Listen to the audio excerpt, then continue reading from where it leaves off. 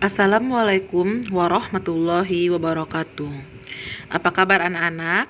Kali ini kita bertemu lagi di pertemuan kedua bab 5 dengan materi perjuangan dakwah Rasulullah SAW periode Mekah. Masa sebelum kerasulan. Pada usia 25 tahun, Rasulullah bekerja pada seorang janda yang bernama Khadijah. Karena kejujuran dan keteguhan Rasulullah, Khadijah menjadi tertarik kepada Rasulullah.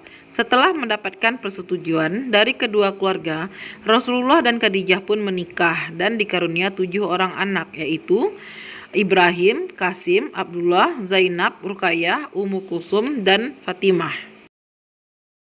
Masa kerasulan dan dakwah Rasulullah. Faktor yang membuat Rasulullah sukses dalam berdagang yaitu jujur, teguh pendirian, dan semangat yang tinggi. Pada masa Arab Jahiliyah, mereka memiliki kebebasan untuk mencuri dan membunuh. Hal ini membuat Rasulullah sangat prihatin. Masyarakat Jahiliyah juga menyembah berhala dan jauh dari ajaran Nabi Ibrahim karena kemusyrikan merajalela. Rasulullah SAW menerima wahyu pertamanya. Pada saat Rasulullah SAW melakukan uzlah atau bertafakur di Gua Hira, tepat pada tanggal 17 Ramadan tahun ke-40 dari kelahiran Rasulullah. Beliau didatangi malaikat Jibril dan menerima wahyu pertamanya, yaitu Quran Surat Al-Alaq ayat 1-5. Ayat tersebut merupakan wahyu pertama Rasulullah SAW. Ketika mendapatkan wahyu pertama, Rasulullah SAW ketakutan, badannya menggigil dan gemetar, sehingga ia meminta Khadijah untuk menyelimuti tubuhnya.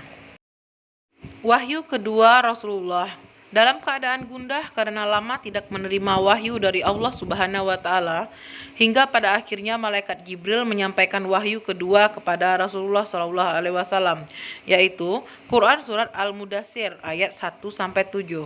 Pada wahyu kedua tersebut, Rasulullah SAW mendapatkan tugas dari Allah Subhanahu wa Ta'ala, yaitu memberi peringatan dan menyampaikan risalah kepada umat manusia. Untuk memulai risalahnya, Rasulullah melakukan dakwah secara sembunyi-sembunyi, yaitu mengajak orang-orang terdekatnya untuk percaya dan mengikuti apa yang disampaikannya. Adapun tempat yang dijadikan tempat dakwah adalah rumah Al-Arqam bin Abil Arqam Al-Akhzumi. Orang-orang golongan yang awal masuk Islam disebut As-Sabiqunal Awwalun, antara lain Khadijah, Abu Bakar As-Siddiq, Ali bin Abi Thalib, Zaid bin Harisah, dan Ummu Aiman. Kemudian Rasulullah menerima wahyu selanjutnya, antara lain Quran Surat Al-Hijr ayat 94-95, lalu Quran Surat Asy-Syu'ara ayat 214-215. Paman Rasulullah yang bernama Abu Lahab tidak mau menerima dakwah Rasulullah dan mencela Rasulullah. Kemudian, celaan tersebut dibalas oleh Allah Subhanahu wa Ta'ala dengan diturunkannya surat Al-Lahab ayat 1-5. Orang-orang Quraisy yang tidak mau mengakui kerasulan Rasulullah disebut dengan kaum kafir Quraisy.